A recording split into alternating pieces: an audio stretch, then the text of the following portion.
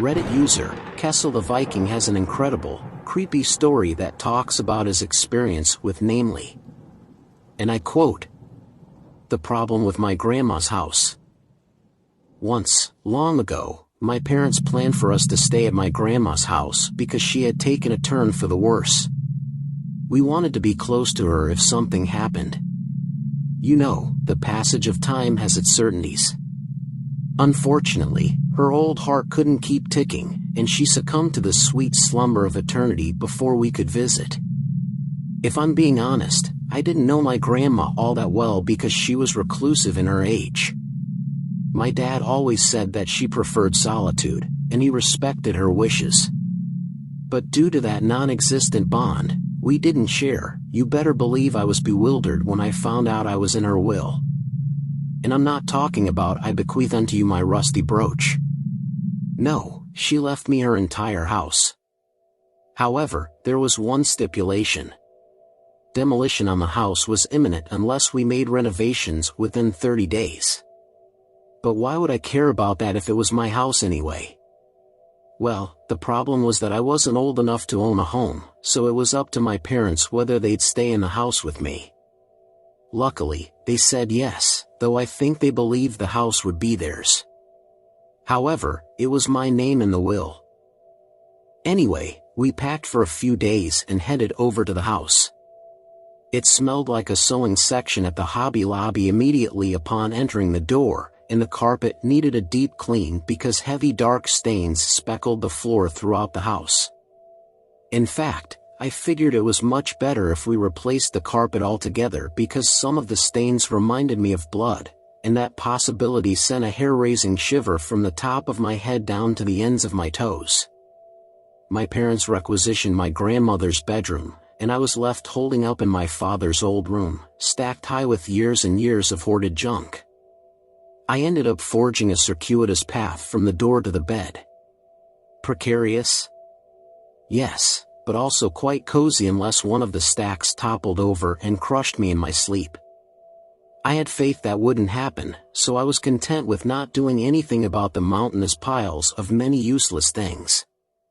The house was built in the late 60s and was only updated enough to maintain modern plumbing. No amount of modernity could save the state of the bathroom, though. The toilet was filthy, the sink had residue crawling from the faucet to the medicine cabinet, and the shower was scabbed entirely with mold. Nobody must have come to check on her while she was alive. I imagine they would have done something about the mess if they had. Well, I would have, at least. So, that counts, right? Now, if the deluge of disgusting sights in the bathroom wasn't enough, the kitchen was a veritable downpour.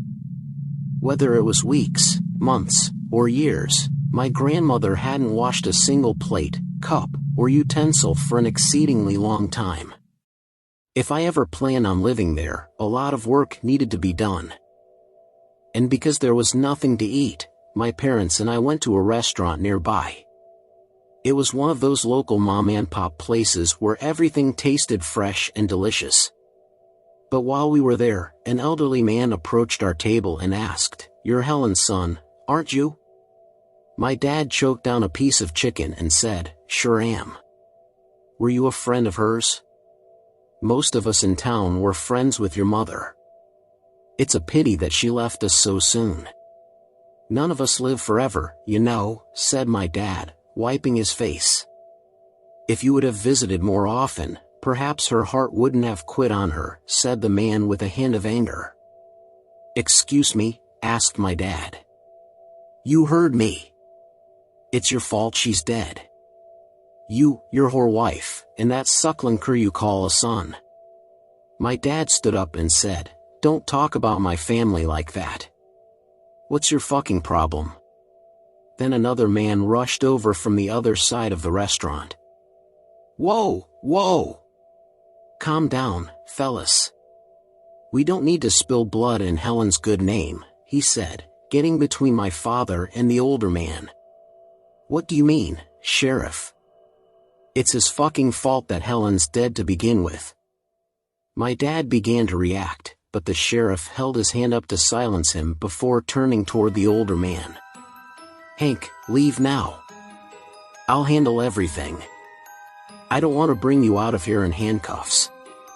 The man, now known as Hank, spat on the ground and stomped it into the short carpet. "Fine, but you fucking get this asshole out of this town right now before I do it myself. Out. Now," said the sheriff, pointing his finger towards the door. Hank huffed and stormed out. "Pay him no mind, please. The town has been pretty melancholy since your mother's passing. Seeing your face must have just set the poor fool off. Keep him away from my family, Sheriff." "I don't want any trouble," said my dad. "You planning a long stay?" "No, a few days at the most." "Good, that'll make things easier. I'll do my best to keep Hank at bay, but unless he breaks the law, there's not much I can do. Just keep an eye out." "Fine," said my dad, turning to face us. "Let's get out of here." All eyes focused in our direction as we left. You may think that what had just happened wasn't scary, but let me inform you that nobody knew of my grandmother's death. My Aunt Lauren was the one who found her, and her passing was kept hush-hush per her wishes. So how did anyone other than us know? After arriving back at the house, my father didn't mention anything about the encounter in the restaurant. That was the first day down, but that night was far stranger. I turned in early. It was a rather exhausting day dealing with stacks of junk in my temporary room and the distraught elderly of the town. But it appeared that even more junk had amassed in the room, especially near the bed. None of it was significant. Mostly newspapers, Christmas ornaments, and other odds and ends. And yet, I couldn't help but wonder where any of it came from. At first, I thought that one of the many stacks had somehow amalgamated with the others to create a hybrid super stack. But that just didn't make any sense. I disregarded the dilemma and moved more heaps of junk to new haphazard stacks further away from the bed. Then I realized the linens weren't exactly fresh. The blanket was riddled with mold, and the pillows felt damp as if the room had once been flooded. It looked like I wouldn't be sleeping in there that night. Actually, that was a lie. I wouldn't be sleeping soundly. You see, there weren't any other rooms available. They either weren't bedrooms, or they had even more junk inside them. I dug through the piles and found a mostly unsullied blanket and a pillow just big enough for me to find relative comfort. But damn, did it smell. The room, I mean. It smelled horrendous, like mothballs placed inside a half-baked raccoon carcass.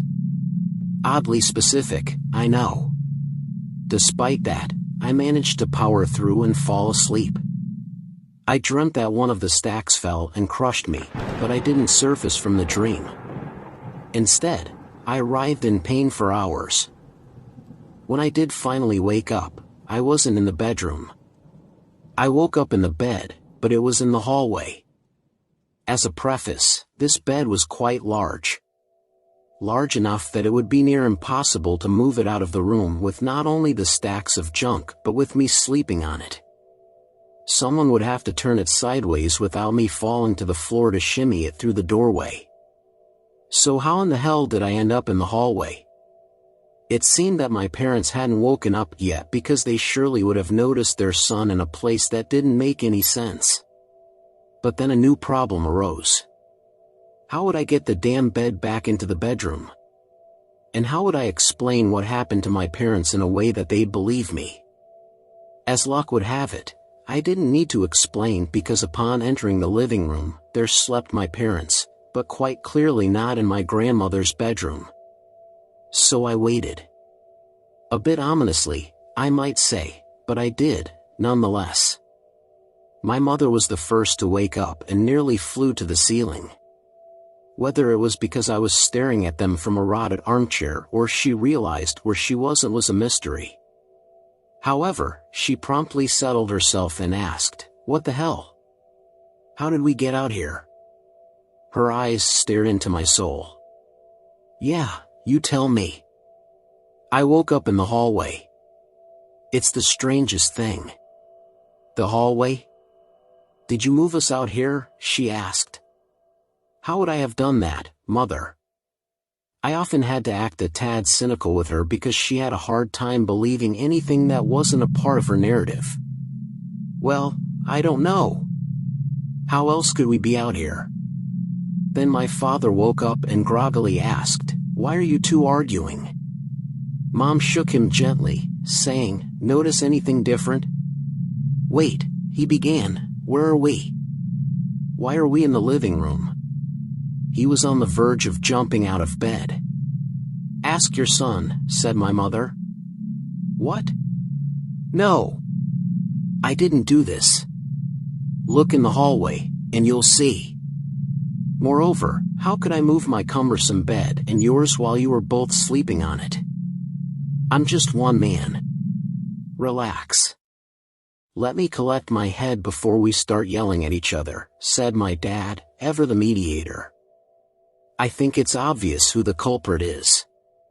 Our son is trying to play us for fools, said my mother, tugging at the bed. You aren't going to move that by yourself. And if you're not moving it, then neither is our son. Maybe we sleep moved, or something like that. That's impossible. I've never heard of such a thing, spat my mother. Just because you haven't heard of it doesn't make it not real, argued my father.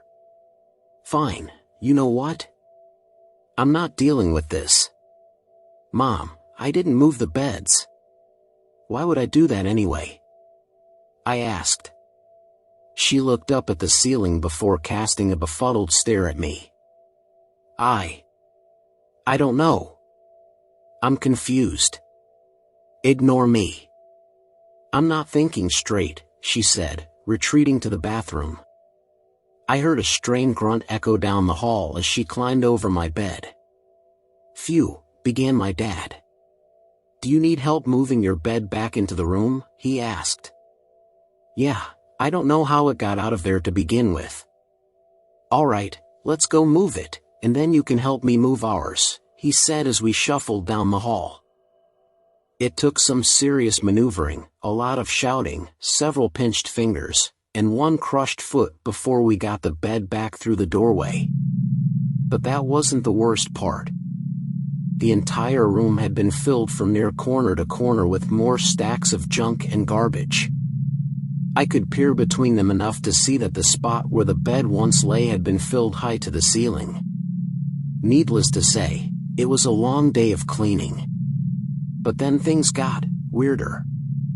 Around 9 p.m., I asked my mom what we'd be having for dinner. She didn't respond, focusing instead on a pile of yarn. I went to the kitchen and saw that the progress I had made earlier that day was gone. All the dishes I had cleaned and left to dry were dirty and stacked in precarious piles overflowing from the sink. Mom, did you put all this here? I asked aloud, but it was my father who responded. Put what where? He asked from behind me. Oh. I was asking about all these dishes. I cleaned a ton today, but it doesn't look like I've done anything. That's because you haven't. You're useless and messy, he said harshly. W.H. Watt.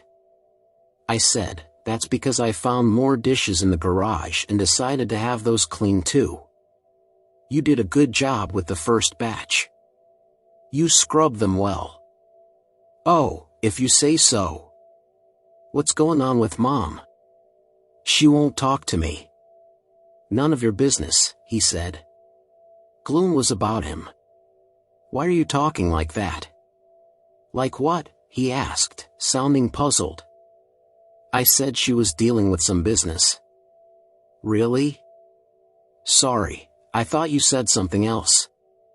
No, now I'm going to go to sleep. I've been cleaning the garage all day. Okay, good night, Dad. I might wash more dishes tonight, but after, I'll be heading to bed too. Good boy, he said as that terrifying expression of hatred washed over his face. I heard him speaking to my mother, though I couldn't make out most of the words.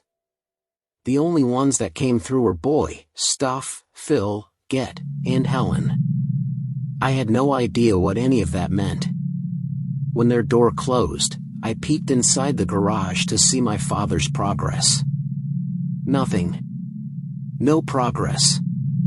There was more than when we arrived. What is going on? I wondered.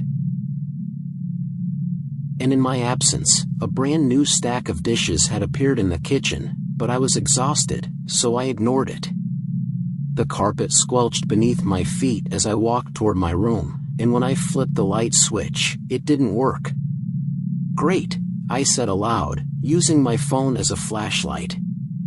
What a sight. Or should I say, no sight at all, as the stacks were numerous once again. By now, I had realized that something unnatural was happening, but all of it was still a mystery. And crawling through stacks of junk didn't bring me the answers I needed. My sleep was passable, however. No dreams of being crushed, though I did have one of being watched from deep in the piles. Something was angry about me being in the home, organizing its stuff. Whenever I'd move a stack in my dream, the thing would shriek like a banshee and rush over to correct the order. Then it would bring more shit in to refill the room. But when I woke up, I couldn't breathe. There was a heaviness on my chest, and it didn't take long to realize the unusual weight came from a well-placed burlap sack sitting on me. It contained tumbled rocks and was quite weighty. I would have suffocated hadn't I woken up.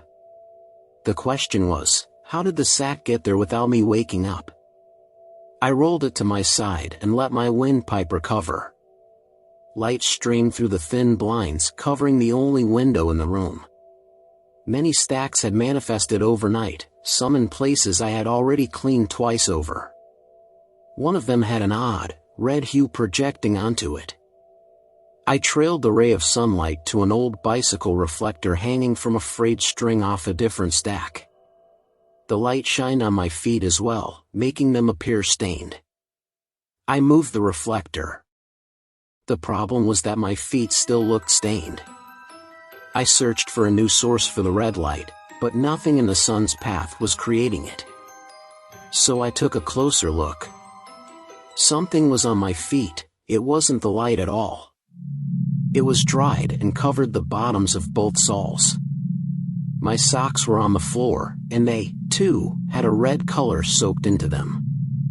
I got off the bed and stood in a small spot between the bed frame and a pile of newspapers.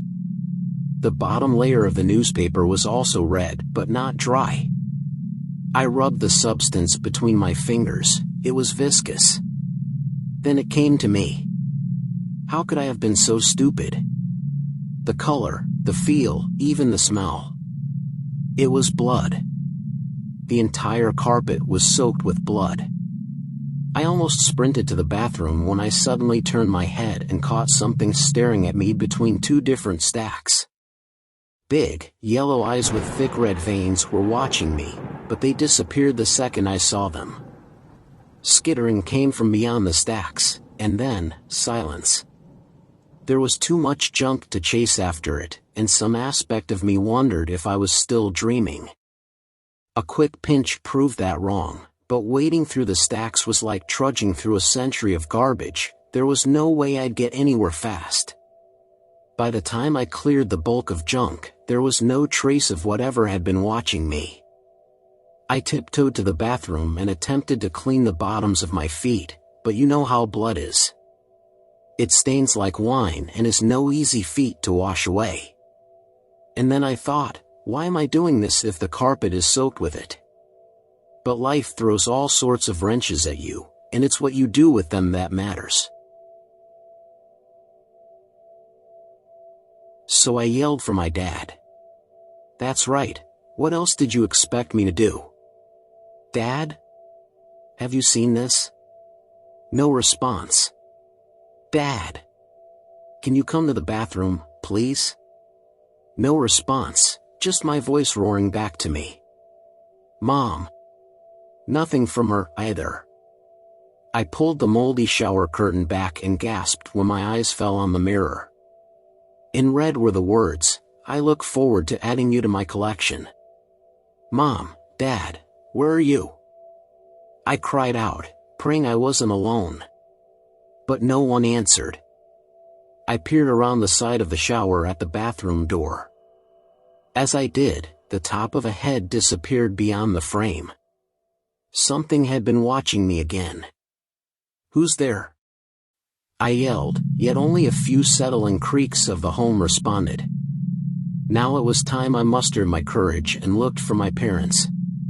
They have to be sleeping, I thought. Maybe they couldn't hear me with all the garbage in the home. So I stepped out of the tub and walked down the hall, the carpet squelching along the way. I checked my grandmother's room but found no bed, only stacks. The living room was vacant too, of flesh, that is, though not of junk. Then a noise came from down the hall. I faced it. A dark figure stood outside my temporary room. "Dad? Is that you?"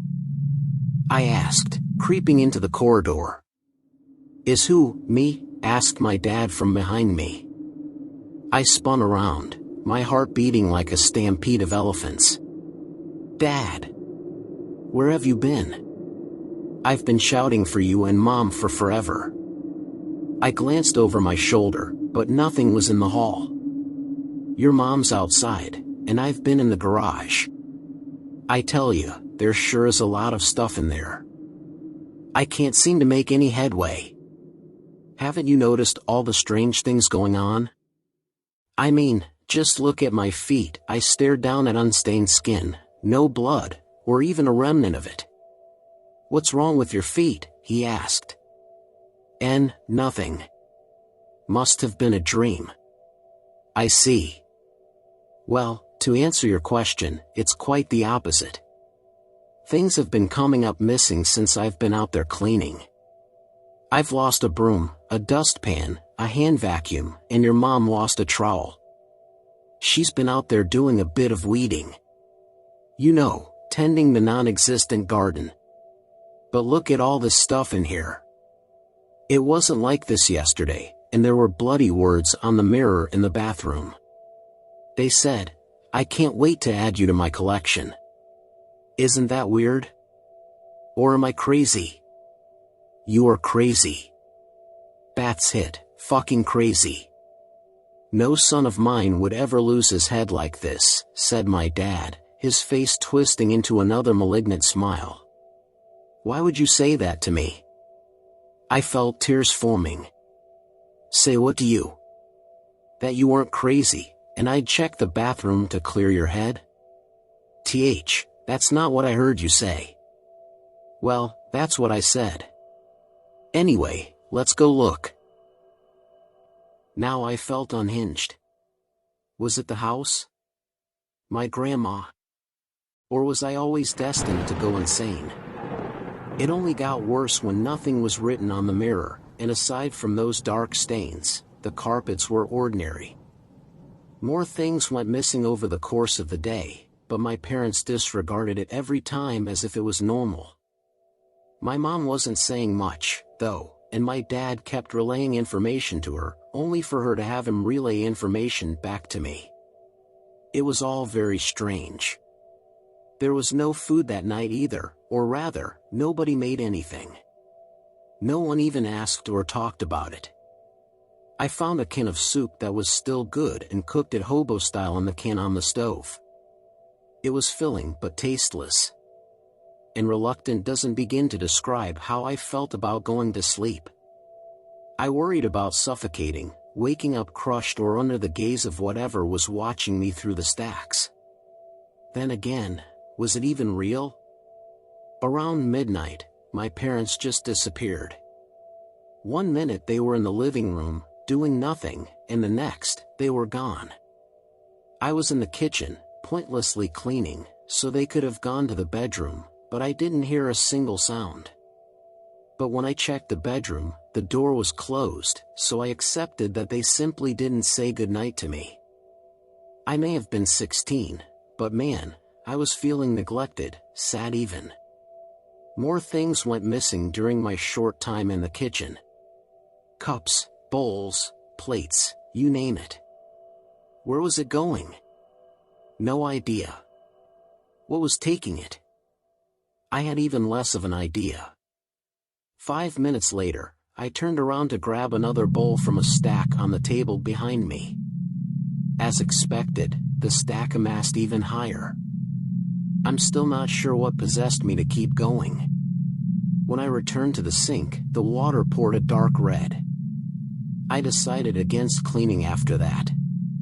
Then I went back to my room, crawled through stacks of unexplainable things that reeked of death, and under the moldy bed covers, wallowing in a pit of despair. After falling asleep, I dreamed of horrible, fear-inducing things. My parents were empty of their internal organs and blood, slumped in a heap of flesh. I was mutilated and fed my own skin. Each time I closed my mouth, it would be pried open, and my teeth struck with a hammer. All the while, a dark figure watched through stacks upon stacks of viscera-covered junk. Then I woke up. It was the middle of the night, but I was not alone.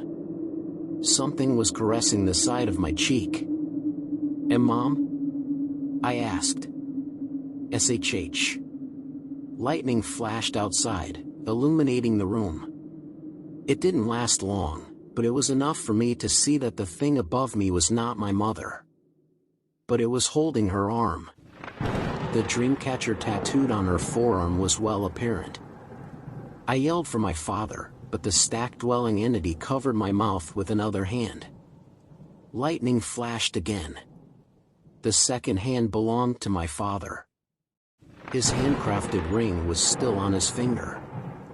"I can't wait to add you to my collection," began the entity. "You'll make for fine mortar." "And no. Get off me," I shouted before springing into action. The entity swiped at me, clawing my calf and leaving a deep gash. I cried out, falling into a wall of stacks. The entity pounced on me and yanked at my right arm. Its force nearly tore it off at the shoulder. I punched it in the jaw with a left swing, hearing a crack-like sound upon contact. The entity wailed and yanked harder. But I kept swinging until it reeled back and let me go. With my arm numb and my calf on fire, I limped into the hallway and tried desperately to shuffle to the living room. All the while, I weaved around numerous stacks that touched the ceiling. As I came into the living room, the sound of toppling junk shot down the hallway. I limped faster, trying to reach the front door. "You will be a part of my collection," yelled the entity as if a drowning person could screech. And then it said, "Your grandmother promised you all to me." I didn't know what to think. I just wanted to get out of that house. I knew it was gaining on me. I knew it would kill me if I stopped. I couldn't stop. I didn't stop. The front door fell off its hinges when I burst through it into strange darkness. The fog had rolled in, and only the dim streetlight could guide me. I pushed through the pain and quickened my step. The sounds emanating from the entity diminished, but I still felt it on my tail. After hobbling halfway down the sidewalk toward the end of the street, I glanced behind me only to see a shadowy figure stumbling down my grandmother's short driveway. I almost tripped, but I couldn't keep my eyes off my pursuer. It circled in place until suddenly racing after me, barely able to keep its footing. Terrified, my adrenaline amped up again, and I increased my pace to a skip, trying to get somewhere safe. Despite my best efforts, I still felt like I was running in a dream, fighting a sea of molasses while my foe swiftly closed in on me. But then, the fog began to clear, and the gas station at the end of the street became apparent, its neon salvation cutting through the wayward mist. And when I reached it, a young worker was inside, sweeping the floor. I pounded on the door until they let me in. While I stared out at the street, they asked, "Hey, man, Are you all right? Without facing them, I said, something was chasing me, but I don't see it now. Is it okay if I stay here for a little while? Yeah, that's fine. But you'll have to move out of the way so I can sweep. Closing time is coming up. Okay, I said, diligently surveying the sidewalks. It appeared I was free. You said something was chasing you? Asked the attendant. Yeah, it chased me from my grandma's house. Oh. You're the dude staying there? That's me. Well, not anymore. What do you mean by that? Hey! Your leg. Are you hurt? My leg? Oh, yeah, it stings a bit, burns even, but I'll be fine. Hey, can I use your phone? I asked. Yeah, sure. It's right over there, next to the counter. I can get the first aid kit if you need it. That looks like a nasty gash. Thanks, but I think I'll be all right. I appreciate the help. Yeah, no problem, said the attendant as they resumed sweeping. I used the phone to call my Aunt Lauren. I told her I had woken up, and my parents were gone. She freaked out, obviously, and had police at the house within the hour.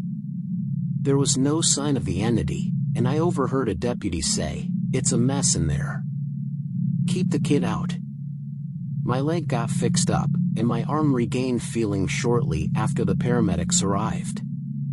But it was not over. That was 10 years ago, and I've been running for all 10 of those years. Why? Because if I stay in one spot for too long, I start noticing strange things. Stacks. Many, many stacks. It doesn't matter where I go, it always finds me. Sometimes I see it. Other times, I get away before things escalate. I've found notes and other writings stating that I'll be a part of its collection someday, and running only prolongs the inevitable. About a week ago, I drove across the country to get away. My writing funds my nomadic habits. I stopped at a motel last Tuesday and have been inside the room ever since. But, after waking up from a short afternoon nap, I caught a glimpse of something I now constantly fear. Styrofoam cups sat stacked on the table next to a shorter stack of magazines. What's odd about that? You might ask. Well, my father's handcrafted ring was sitting on top of the magazines. I don't think I have long until I, too, am a part of a stack. Part of a collection. Thank you so much for listening to this story, which is based solely on a true event. If you want to listen to more amazing true stories, please do subscribe to Tale Telling, Myths and Legends. And also like the video if you enjoy it, it will really help the channel out. Until next time.